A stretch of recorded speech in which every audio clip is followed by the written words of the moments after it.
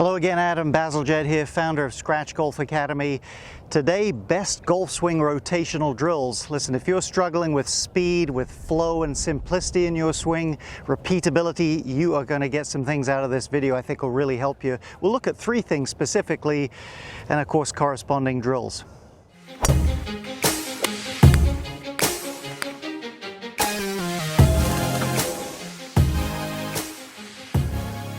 Well, very briefly, if you're new to this channel, or perhaps you've watched the videos before but haven't subscribed, we'd really appreciate it if you'd hit that subscribe button. Helps us build momentum at the channel. We want to bring you free content, try to help your golf games here. Hit that little bell as well.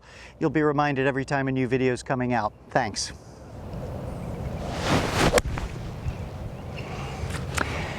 So there's a lot of examples in this universe we live in of rotational thing, the orbits of planets, etc., the way water drains down the drain. And if you know how to do it, you can harness this energy, if you know what you're looking for, to make more speed in your golf swing. Let's have a quick look, a couple of examples. We're going to get out here and work on some things. Have some fun with this.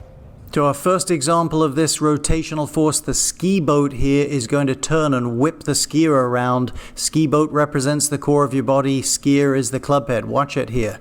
Watch as this boat starts to turn, how it whips that skier around. That's the effect we're looking for. Tiger Woods putting it into action. Watch the top of his axis here. The upper body there stays pretty darn stable as he goes. And notice how the body leads the club there. Look how he does that. Now there's certainly a little bump forward of the hips, but the top of the axis, the upper trunk stays steady. Now watch how as he turns through, how he just spits that energy out into the golf club. Watch it just react, wham, right out there like the skier with the ski boat analogy.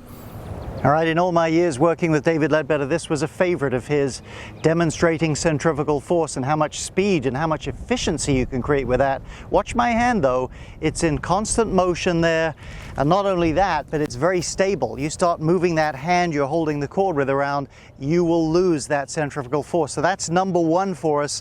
If you're going to take advantage of this, you've got to have a pretty stable, sound pivot.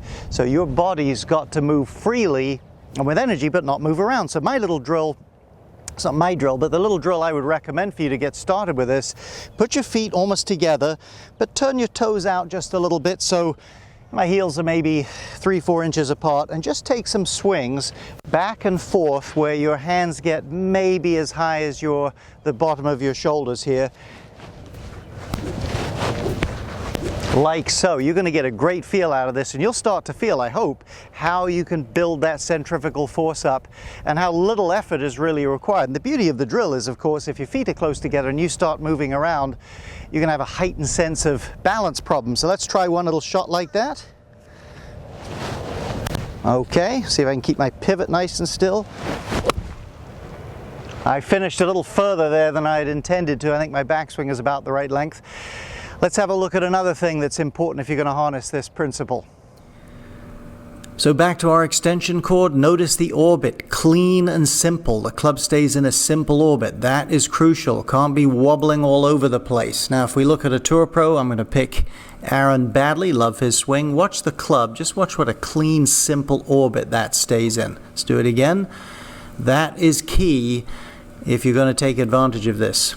I have a free 3-part video series on solid strike formula. Pick it up down in the description box. It's yours for free.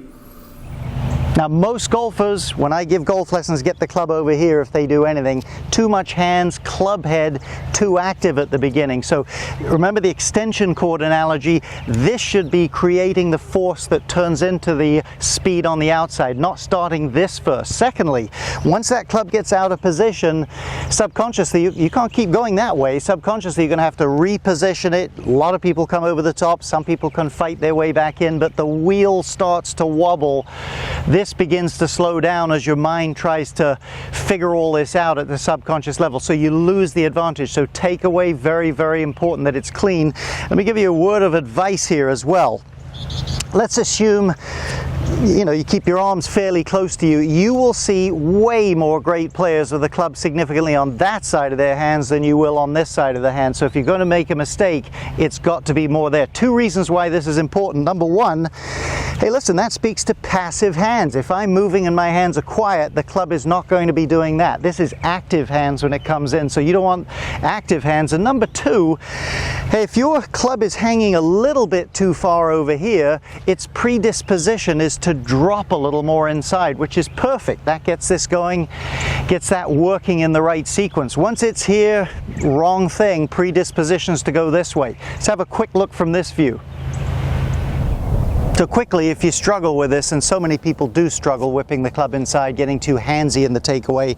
This isn't primarily a takeaway video, but here's a good little key for you. Certainly you want to feel like your body kind of leads things off, but a good mental picture, if a light was shining, a little laser light or something out of the end of the golf club, it should sort of stripe across this pant leg and point more at that hip, or if you like, point more behind you. Invariably, people point it up to the target too early. So just rehearse that a little bit, get that feel. You're on your way. Let's look at point number 3. All right, number 3, here's our third drill, and this will actually dovetail a little bit with the takeaway stuff we were just talking about. Let me do the drill, then I'm going to talk about why it's good and the pitfalls of it, and we'll hit another ball. So I've got a short iron, I've got a 9-iron on a tee. Let's get set up. Here's how the drill goes. I'm going to preset. Again, I'll give you some thoughts on this in a moment, then take it back with my pivot and go down with my pivot, let it lead. Preset. Through the shot like so. Why is this drill so good? You remember the ski boat and the skier? Once that ski boat starts to turn, it takes a split second for the skier to catch up, and when it does, it starts to whip around. This really, really fosters that feeling, because the club's up in front of you. When it's here, I'm telling you, you can't start down with the club and hit the ball. You've got to get going with your body and let that thing really work behind you. And the more you get that going and this working behind you, kind of a la Jim Furyk, the more whip you have down at the bottom. Here's the pitfalls of the drill though. Couple things. People tend to lift everything. Don't do that. Just cock your wrists. Hands stay down here. Secondly, don't blend into a backswing. Have the poise to do that. Pause for a second or two and then go into it. You've got to stay soft when you're doing this drill to get advantage of it too. Finally, and this is big, this dovetails again back to the takeaway. Once you've done this, don't then take the club away. Just keep the club hinged in front of you and move your pivot.